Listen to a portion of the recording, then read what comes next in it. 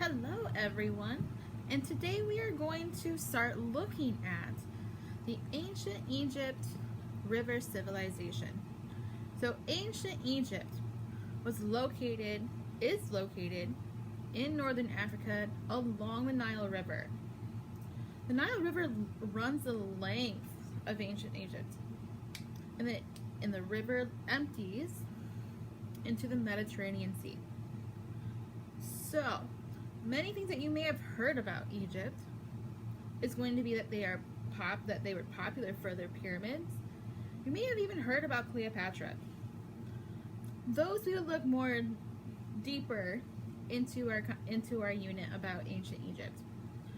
So, here's some background info about ancient Egypt. So, ancient Egypt dates back all the way back to 5000 BCE. That was more than 3,000 years ago.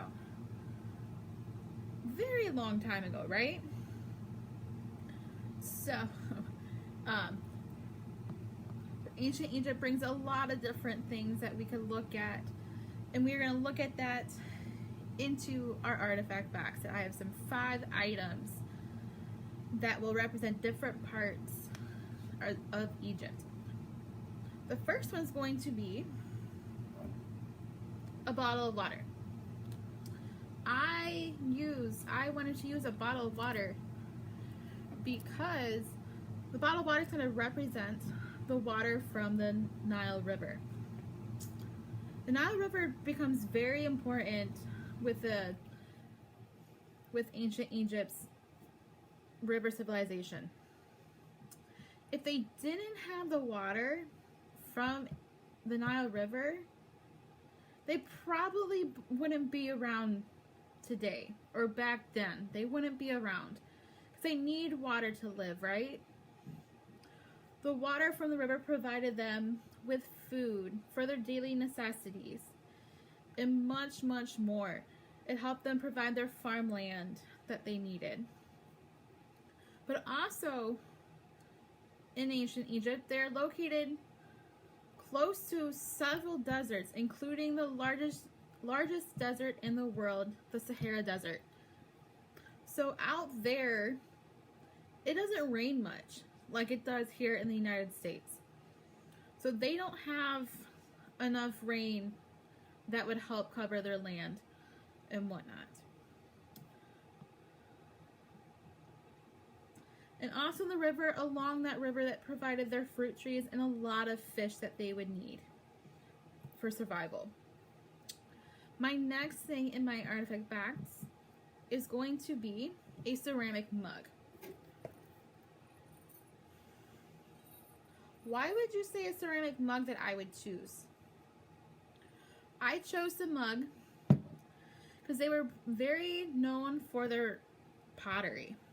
The ceramic mug was made at a pottery barn, and ancient Egypt did a lot of things with pottery. In such things like a mug or a vase, the ancient Egyptians would use these items to store water, store some food. This was their storage. They didn't have storage bins like we do now in present day. Not even close. So that was their storage. That's how they store things.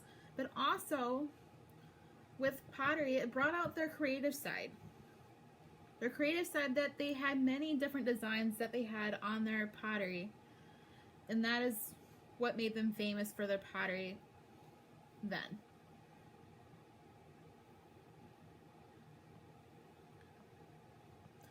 Also, with living along the Nile River also provided them with the overabundance of clay, and that is what pottery is made from.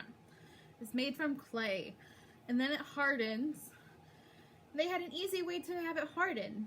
They had the very hot sun that came with being out in the desert. That's all they had. They had the hot weather, and that is the weather in the right environment to make the clay harden.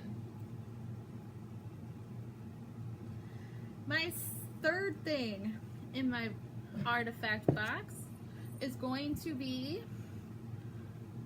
a can of beans. Why would you say I would use to represent a can of beans? This would represent some of their farming. In ancient Egypt, they weren't really able to farm as much, but one of the items that they were able to have out in their fields was beans. If it was closer to the fall, I would have some wheat that I would show from my family farm. And with the farming, if the Nile River wasn't there, their crops wouldn't have grown because they didn't have the rainfall. So the Nile River flooded for about 6 months during the year. And that, when the river flooded, that helped the crops grow. That gave them the water, the amount of water that they needed to grow. And unlike here out in the United States, when we get too much water, our crops won't grow, or it makes it later to where they are fully grown to where they can get harvested. And when the water receded after the flooding, it provided a rich brown layer of silt that was suitable for growing wheat, barley, beans, and even cotton. Cotton's what they use for clothing as well. And so when the flooding came, the farmers learned how to dig canals leading to the fields near the river, and that would also provide the irrigation that the crops needed. My fourth item in my artifact box is going to be some jewelry. Jewelry was very important in ancient Egypt. You may have seen in pictures like Cleopatra was always wearing jewelry. Here I have some of my own jewelry. So I have some earrings that are made out of gold on the backs, and I have a necklace. So jewelry was very popular in ancient Egypt, and a lot of the jewelry was found in the tombs of the pharaohs or the kings.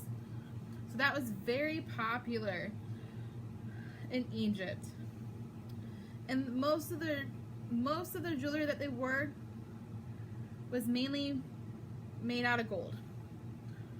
I don't have my jewelry does have some gold in it, but it's not 100% gold.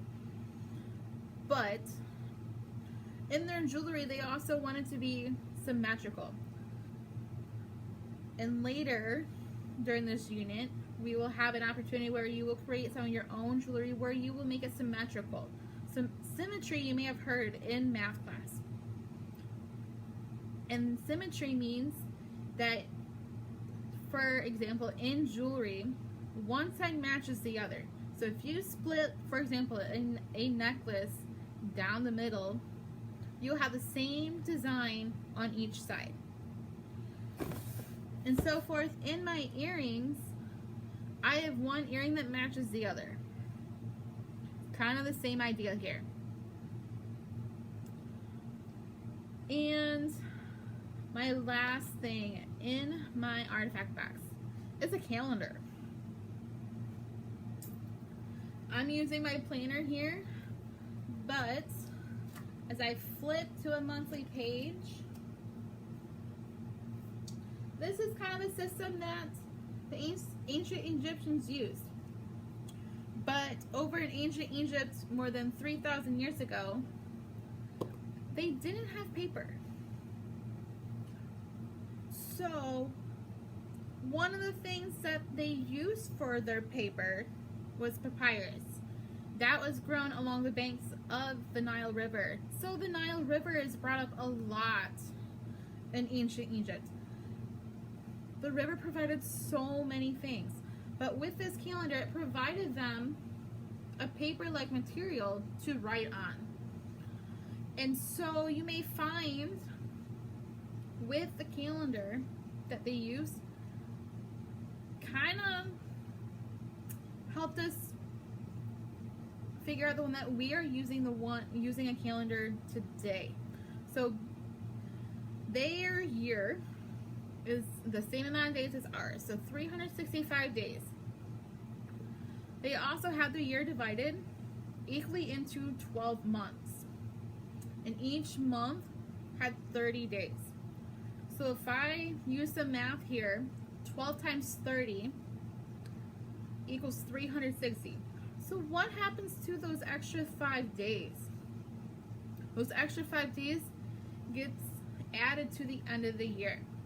Like our present day calendar, we also have the 365 days in our year. We also have 12 months. But the number of days in each month isn't always 30. We have some months that have 30 days. We have some months that have 31 days. And we have one month that is shorter than the rest, which is the month of February. And so that is kind of like how those extra 5 days kind of got added into our present day calendar. But in their calendar system, they also only had 3 seasons, and that was used for their crop seasons. And like ours, we have 4 different seasons: winter, spring, summer, and fall, which are equally about a couple months for each season. I will keep these artifacts. I will keep my artifact box in the classroom where you can take a look at these, and it will help you remember or give you an idea what each of these artifacts represents in Egypt. I hope you had a nice time, and tomorrow we will keep learning about ancient Egypt.